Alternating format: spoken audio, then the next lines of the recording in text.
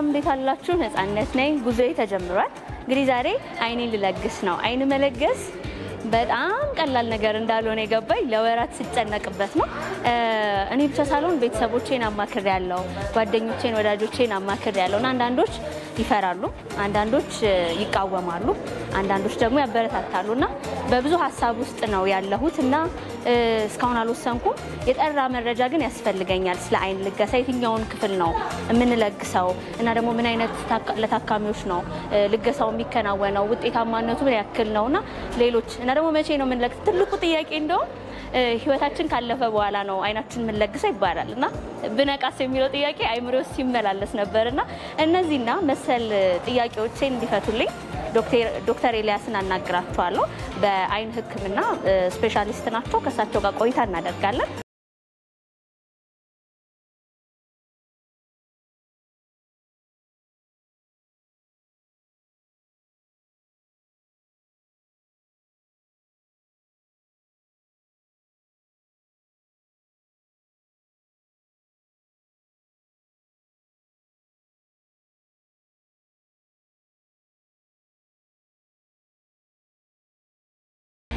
استلم አብሬ ተጠለለ እንዴት አለ ሰላም ነሽ እንኳን ደህና መጣሽ እንኳን ደህና ቆየኸኝ በጣም ብዙ ሰርጀሪዎችን ከሰራ በኋላ ነው ያገኘን ድካም ይኖራል ያው እኛ ደግሞ ትልቅ ነገር ነው ዛሬ ዛሬ መጣ ነው በፕሮግራማችን ለረጅም ጊዜ ነው አይኔን ለመለገስ አስቤ ነበርው በጣም ደስ ይላል ግን ደግሞ ረጅም ጊዜ ወስዶብኛል ለማሰብ በተለይ ለቤተሰቦቼ ሳማክራቸው የነበረው ነገር ፍርሃታቸው አንዳንድ ጊዜ ከሃይማኖትም ጋር ማያያዝ ይኖራል ወይ ደግሞ ለምን የሚልም አለ እኔ ደግሞ የራሴም ጥያቄዎች አሉኝ አንዳንድና አሁን ለመለገስ ለሞሰን ጫፍ ላይ ነኝ ያለሁት ስለዚህ እንግዲህ እርሱ እንዲያበረታቱኝ በጣም ጥሩ እንደዚህ በራሱ መጥቶ እንደዚህ የሚጠይቀን ብዙ ሰው የለምና በጣም ደስ የሚለውና በደንብ እንነጋገራለን ደስ ይለኛል ስለዚህ አሁን አንቺ ልትለግሺ የመጣሽው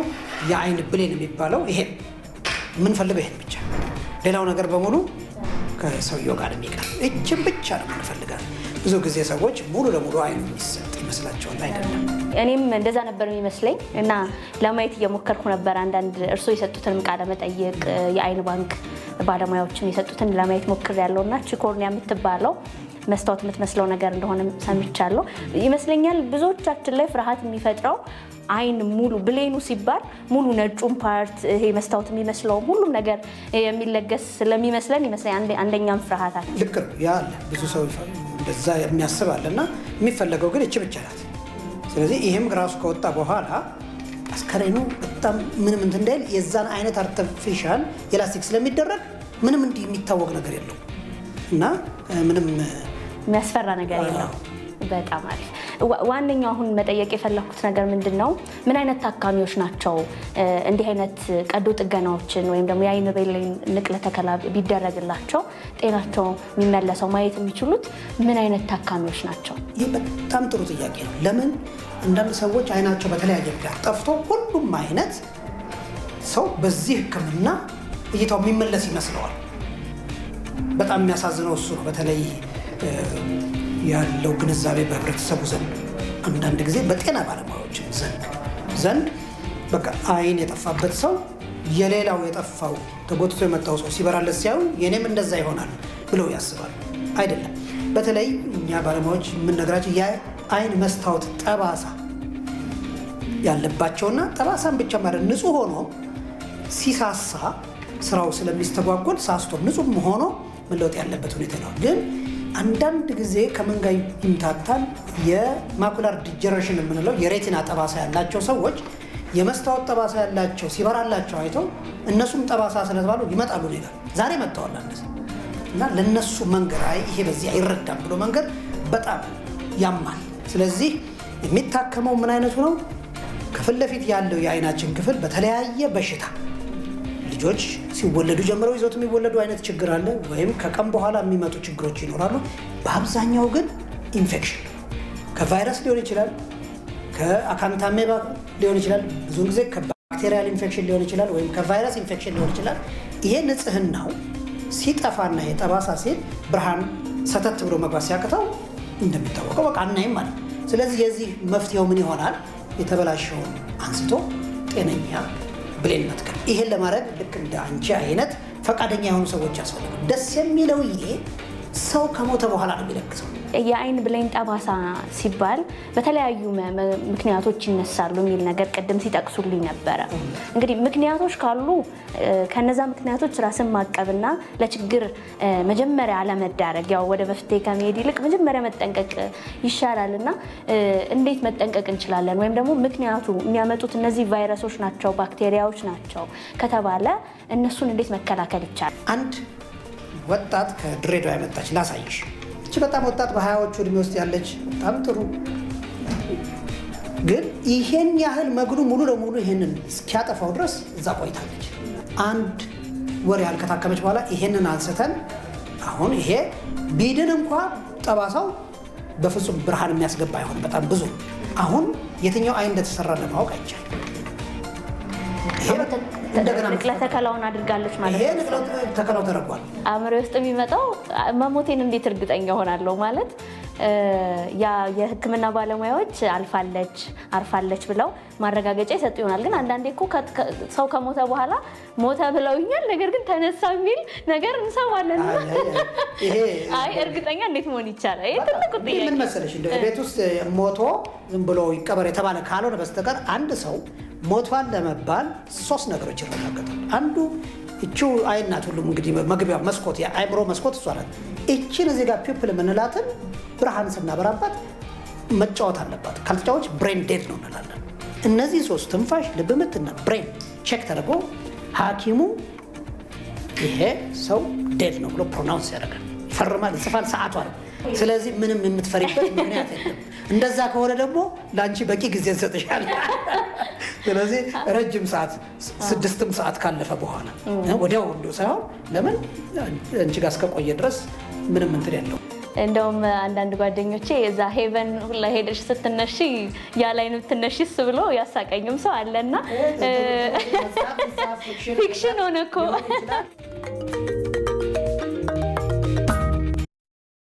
ሌላው እንግዲህ ያየሁት ነገር ምንድነው ማንም ሰው በህይወት እያለ ዘመድም ቢሆን እናት አባትም ልጅም ቢሆን መለገስ አይችልም የሚል ነገር ሰምቻለሁ እና የግዴታ ያ ሰው ከማለፍ አለበት እና ከምን ጋር በተያያዘ ነው? አሁን ለምሳሌ ለኩላሊት ሌሎችም ነገሮች ይለገሳሉ ሰዎች በህይወት እያሉ። ያው አይን ሲሆን ትንሽ ከበድ ይላል መሰለኝ፣ ምክንያቱም ቢያስረዱ። በጣም ጥሩ ጥያቄ። ማንም ጠይቆኝ አይሰራም ማለት እኮ አይደለም። አሁን እኔ ይሄንን አንዱን በቃ አልፈልግም ብዬ እንደዛ በሳት ይሰራል፣ ግን እንደዛ አይነት ነገር የለም። ይሄኛው ሰውዬ ለዛ ይታሰባል ማለት ነው። አንዳንድ የምናደርጋቸው ነገር አሁን ሰውየው አንዱ ሙሉ ለሙሉ በሌላ ነገር ጠፍቶበት ሊሆን ይችላል፣ ወይ እዚህ ጋር በግላኮማ እና መስታወቷ ንጹህ ሆና ይሄኛው በሌላ ምክንያት መስታወቱ ጠባሳ ካለ ከዚህ ለዚህ እንዲያበድረው እናደርጋለን የራሱ ላይ እንጂ። አሁን አንዳንድ ሰዎች እናቶች በተለይ እኔ ለልጄ የኔ ልስጥ ይላሉ። እንዴትም ቢሆን ግን ልጁ አላየምና የእናቱን ወስደን ይሄ ሜዲካል ኤቲክሱ አይፈቅድም አናደርግም። ሌላው ጥያቄ የሚሆንብኝ እንግዲህ እኔ ፈቅጃለሁ፣ እኔ መስጠት ፈልጋለሁ፣ ግን ያው እኔ ካለፍኩ በኋላ ስለሆነ ንቅለ ተከላው የሚከናወነው ከኔ ቁጥጥር ውጪ ነው የሚሆነው ማለት ነው። ቤተሰቦቼ ወይ ወዳጆቼ ትዳር ካለ የትዳር አጋር እንደዛ ይመለከታቸዋል። ኃላፊነቱ እነሱ ላይ ነው የሚወድቀው። ስለዚህ እምቢ ቢሉ ምንድነው የምታረጉት እናንተ? እኛ ሰው አናስገድድም። አንቺ ነው ስራው። አሁን አንቺ ራስሽ ፈልገሽ እዚህ ድረስ መጣሽ። ስለዚህ የቅርብ ተጠሪ የሚባለው ሰው ልክ እኔ ሰጥቻለሁ፣ ይሄን ነገር አመኘበት እንደዚህ ነው ብለሽ ይሄ ቃሌ ነው ብለሽ ለተጠሪሽ የቅርብ ተጠሪ ለአንድ አይደለም ለቤተሰብ በሙሉ መንገድ ያስፈልጋል። እዚህ ሀገር ደግሞ ያለው ነገር ኑዛዜ ይከበራል። እውነቱን ለመናገር አይን ብቻ ሳይሆን ኩላሊትም ሌላም የሰውነት ክፍላችን ካለፍን በኋላ ማገልገል የሚችል ቢሆንና ብንሰጥ በጣም ደስ የሚል ነገር ነው። የግንዛቤ እጥረቴ ተቀርፎልኛል። አሁን ጥሩ አድርገው ነው ያስረዱኝ። በጣም ግልጽ ነበረ።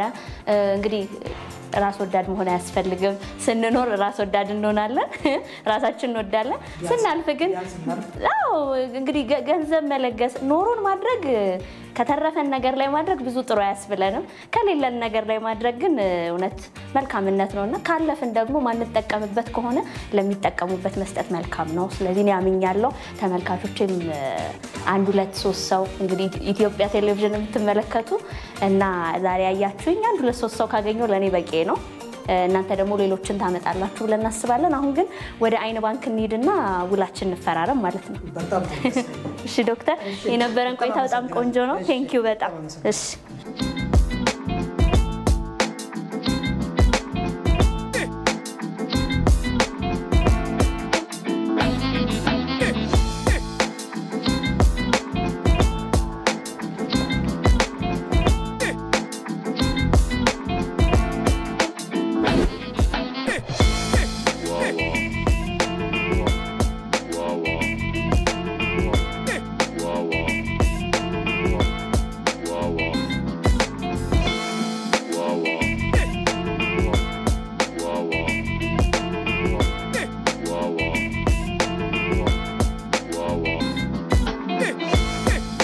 ተመልካቾች አይኔን ለመለገስ የሚያስችለኝን ግንዛቤ አግኝቻለሁ እንግዲህ አይን ባንክ ነው የምገኘው ፍቃደኛ መሆኔን የሚያረጋግጥልኝ ፎርም ለመሙላት ነው ቃል ነው ምገባው እኔ ዛሬ ይህንን ቃሌን ደግሞ ቤተሰቦቼ ወዳጆቼ ዘመዶቼ ያስፈጽሙታል ብዬ አስባለሁ እንግዲህ ከልፈተ ህይወቴ በኋላ ሁለት ሰዎችን ከአይን ጠባሳ ጉዳት እታደጋለሁ ማለት ነው እናንተም ደግሞ የኔን ፈለግ እና የብዙዎችን ፈለግ በመከተል ቃላችሁን ተሰጣላችሁ ብዬ አምናለሁ እንግዲህ ከ300,000 በላይ የአይን ጠባሳ ችግር ያለባቸው ዜጎች የናንተን እጅ ያያሉ የናንተን ቃል ይጠብቃሉና ድረሱላቸው እንድረስላቸው አሁን ግን ገብቼ ቃሌን አኖራለሁ አብራችሁን ሁኑ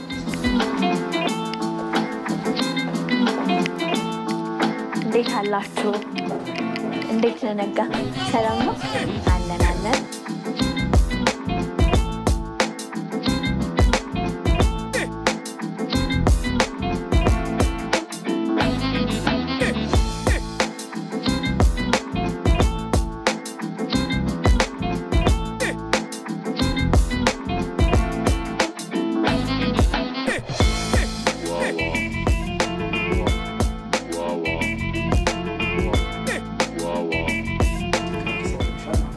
በጣም አመሰግናለሁ ነጋ ተመልካቾችም እንግዲህ ዛሬ ነጋ እንዳለው ቃል ገብቻለሁ ቃሌን ደግሞ ቤተሰቦቼ ወዳጆቼ ያስፈጽሙልኛል ብዬ አስባለሁ እንግዲህ ብሌን የአይን ብሌንን መለገስ ማለት ለሌላ ሰው ብርሃን መሆን ማለት ነው ካለፈን በኋላ ወደ አፈር ነው የምንመለሰውና አይደለም አይን ልብ ኩላሊት ሁሉ ነገራችን እንሰተን ብናልፍ ምን ችግር አለው አፈር ከሚበላው አይደል ስለዚህ ዛሬ አንድ ነገር ሰርተናል መልካም ነገር አድርገናል እናንተም እንግዲህ ልቦናችሁ ከፈት ብሎ ነገ ከነገወዲያ ቃል ለምትገቡ ተስፋ አደርጋለሁ የዛሬ ፕሮግራማችን አይናችን ብርሃናችን ላይ አተኩሯል በሚቀጥለው ሳምንት ደግሞ አዲስ ሐሳብ ነው ይዘን እንመጣው መልካም ጊዜ